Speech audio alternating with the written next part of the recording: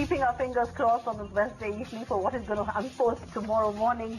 This is Business Tonight. I'm Supriya Srinath. Hi there, I'm Sandeep Gurmurthy, and straight to the big story this evening. 115 rounds of spectrum auctions, 22 circles and 1,98,74 crore rupees. That's the final tally as the telecom spectrum auctions come to a close today after 19 days of aggressive bidding. A big chunk of the radio airwaves has been picked up by top telcos like Vodafone, Bharti Airtel and Idea Cellular, whose licenses were up for renewal. And for the cash-strapped Modi government, it's a big relief, although only a fraction of the bid amount will come into its kitty this fiscal.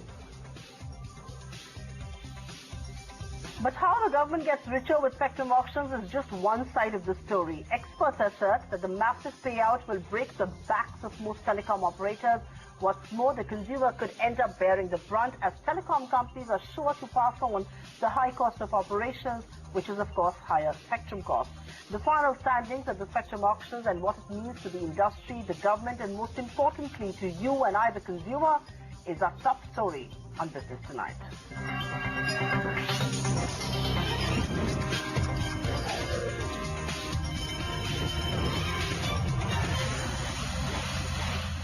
Okay, for more on that big story, let's first take it across to ETNOW's Gauri Dwivedi. He's been tracking every twist and turn of that spectrum auction over the last 19 days. Gauri, I understand we wouldn't know who's won what spectrum in what circles because of the Supreme Court hearing that's still underway. But what's the sense that you're picking up at the end of this auction? Who are likely to be the big gainers?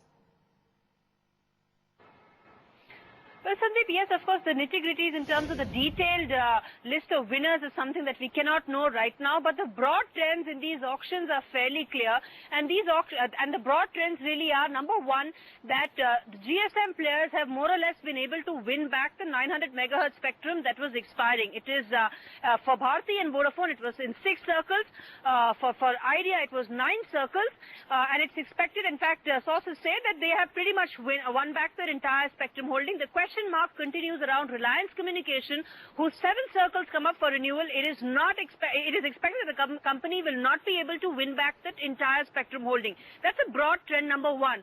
Trend number 2 is that Vodafone is expected to actually make the highest payout for spectrum acquisition. That is expected to be in the range of about 33 to 34,000 crore rupees, followed by Idea Cellular, which of course has 9 of its licenses coming up for renewal, followed by Bharti Airtel. So clearly we know who is extremely aggressive or who has been extremely aggressive in the market, and what does it really mean for the GSM players going forward. Vodafone is extremely aggressive as far as its India operations are concerned. And trend number 3, which is extremely important, is the role of Reliance Jio. Going into these auctions, it was expected that the company will be an extremely aggressive player. The EMD amount was highest. It was expected that the company will actually try and get pan-India in both 800 and 1800 and even 900. I mean, that was the kind of expectation. But what sources tell us is that the payout for Reliance Jio is only in the range of about 10 to 11,000 crores, which is a third of what Vodafone is expected to pay. And that, of course, signals that Reliance Jio has not been able to win pan-India spectrum in the 800 megahertz band, and that sort of tells us which way the Reliance Telecom foray will really go. But Gauri, I cannot let you go without asking you that crucial question that you have just actually pointed to a cue towards, which is Reliance Jio's play. A lot of action was actually seen in 800 megahertz band, which is traditionally the CDMA spectrum. Explain to us what was really happening there. It almost matched the prices of 900 in a few circles, I'm told. Absolutely. The reason for that was, there was very little spectrum in the 900 megahertz band, so companies had to really look at a fallback option, which is 800 megahertz. And second was the GSM players, all of them, that is Bharti, Vodafone and Idea Cellular, the backup strategy was for them to actually look at 800 megahertz. And also, of course, they knew that Reliance Jio is going to be extremely aggressive in 800, and therefore that was the counter strategy. Even if they did not win the entire spectrum, it made it very clear that for Reliance it would be an extremely expensive buy, which is what the entire strategy around 800 was. In fact, spectrum auctions of 2015, the story of them is the story of 800 megahertz band. Fair point indeed. That's really putting it in a nutshell. It's the story of the 800 megahertz band, but what a war chest the government seems to have won for itself. 1.10 lakh crore rupees. Gauri Dwivedi, thanks very much for joining us. We've got two very special guests here joining us on Business Tonight with their perspective on telecom. Two of the finest minds in Indian telecom, I believe. Sanjay Kapoor and Rajiv Chandrasekhar, and both of them join us right here on ETNOW. Thanks very much, both of you gentlemen, for being with us. Sanjay, I'm going to begin with you. Just when the spectrum auction was supposed to start, everybody said, this is too steeply priced, we do not have the money, this is going to bleed the industry, there will be no business case left for it. And look at the kind of money they've put on the table, 1,10,000 crore rupees. Why have they bid so outrageously, if I may use that term? I think that's not a surprise to me in any which way. You must understand that the maximum amount of absolute monies have gone into protecting the 900 megahertz band, which was a business continuity issue for most of the operators who were protecting their turf. If they gave that up to competitors, that meant that they are out of business in that circle. And no leader in any circle, because leadership comes through 900 megahertz, would like to give his leadership away. So those auctions had to be very dear. When it comes to 1800 megahertz, you've seen that the bidding has not been that severe. It's a little less severe than 900, or a lot less severe than 900. When it comes to 2.1 gigahertz, it's again a case where everybody is wanting to use 900 now to be refarmed to make it a 3G spectrum, and therefore 2.1 gigahertz has been left and probably the least amount of traction. But I think what is surprising is the focus that most operators are showing towards 800 megahertz, because 800 is going to be an indoor coverage enabler for 4G and LTE. And I think now clearly the emphasis for most operators has moved to data completely, and the play going forward is going to be between 3G and 4G. And therefore both 900 and 800 are potent spectrums to penetrate indoors. Simply because when we were building the voice networks in the first generation, they were all about outdoors, whereas data is all about indoors. 80% of the data gets consumed indoors. And therefore the 900 megahertz band and the 800 megahertz band are make or break for data going forward. And therefore I'm not surprised at all, given the supply demand, that the auctions have been as dear as we had anticipated them to be. But you're not surprised with the outcome of the auction. Let's bring it to Rajiv Chandrasekhar. Rajiv, you are one of the pioneers of this industry here in India. I'm sure to start with, you're glad that you're not running a telecom firm to start with today, given the kind of prices that that are doing the rounds as far as spectrum are concerned. But from your vantage point, what do you make of this kind of bidding that we've seen for spectrum? Is it a case of a scarcity-induced auction, like Sanjay was pointing out, that's led to industry bids so aggressively, or do you think this is the market price for spectrum which the industry has arrived at? No, I think it's all of the above, Sandeep. And I think, remember, we are a market that is evolving from a voice-only market to a completely brand new data market. With Digital India and all of these other initiatives of the government, there is a brand new world out there to be discovered, created, and monetized, which is the data market. And I think part of what you're seeing today is on the 800 band and the 900 band is almost like a reset. It's almost like a creation of a new business model and a new business, which explains some of the exuberance that people have demonstrated. By the way, I've always believed that this is the way to do it. There may be some temporary aberrations in short-term pricing, but over the period of the license and over the 20-year franchise that you are building out, these things get amortized and these things have to get played out. So I don't belong to the school of thought that this is, overpriced or underpriced. This is what the market is today paying for a scarce asset, which is a spectrum. Fair point. Sanjay, you did make the point about this being a scarcity-induced auction and the fact that a lot of the companies were also trying to protect their business interests. But, if you saw the nature of bidding, we've also seen a case of, and I'm not talking any specific operator, but we've also seen operators trying to make it difficult for others to bag spectrum in circles where their business interest is at stake or their business continuity is at stake. So there's also been a lot of hostile bidding that's driven up prices to these levels. Would you agree? Yes, I wouldn't be surprised that each one is trying to get a piece of the cake that somebody else has. And I'm sure that attempts would have been made, because it's very clear that any operator, if you see their past 20 years track record, most of them only make money out of 900 megahertz of spectrum. to make high EBITDA margins on a 1800 megahertz band has been exceedingly difficult. So anybody who's got a circle with only 1800 megahertz or 2.1 gigahertz wants to strengthen his position by getting a piece of the 900 and for 4G 800 going forward. And I think those attempts and skirmishes might have happened during the course of this auction, taking the prices up, because the other person knew that the person who's trying to protect his turf will go whole hog all out to protect his turf. And therefore, I think relative positioning and posturing and taking the prices up. Fair point indeed. Mr. Rajiv Chandrasekhar, if I may throw the same question to you, this is a conspiracy theory of sorts that you don't just protect your interest, you also poof the party as far as your competitor or potential competitor is concerned. Are you a believer in this sort of a theory? Do you believe that to a certain extent is perhaps how it has played out in the spectrum auction? So I think the headline news of this auction, which is something that people are missing, is that this is the first time there has been what we actually always wanted, which is absolute free and fair competition for the spectrum.